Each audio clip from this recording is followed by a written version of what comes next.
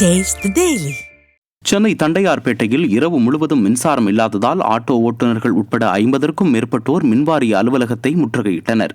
சோலையப்பன் தெரு, ஸ்ரீரங்கம்மாள் தெரு உள்ளிட்ட பகுதியில் இரவு முழுவதும் மின்சாரம் இல்லாதது குறித்து ஆட்டோ ஓட்டுநர்கள் உட்பட 50க்கும் மேற்பட்டோர் மின்சார வாரிய அலுவலகத்தை முற்றுகையிட்டு போராட்டம் நடத்தினர். ஸ்டாலின் மற்றும் அமைச்சர்கள் வீடுகளில் மின்சாரம் இல்லாமல் இருப்பார்களா என்றும், தங்களுக்கு மட்டும் ஏன் இந்த நிலைமை எனவும் ஆதங்கத்துடன் பொதுமக்கள் கேள்வி எழுப்பினர்.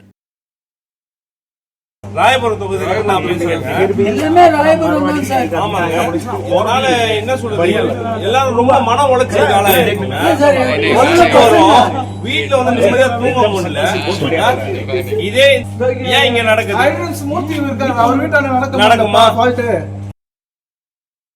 மதுரை மாநகராட்சியில் ஊதிய உயர்வு உள்ளிட்ட கோரிக்கைகளை வலியுறுத்தி தூய்மை பணியாளர்கள் 2வது நாளாக வேலைநிறுத்த போராட்டத்தில் ஈடுபட்டனர்.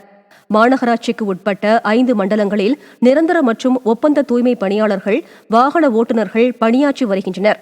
இவர்கள் அரசாணைப்படி நாள் ஒன்றுக்கு 754 ரூபாய் ஊதியம் வழங்க வேண்டும். நிரந்தர காலி பணியிடங்களை நிரப்ப வேண்டும்.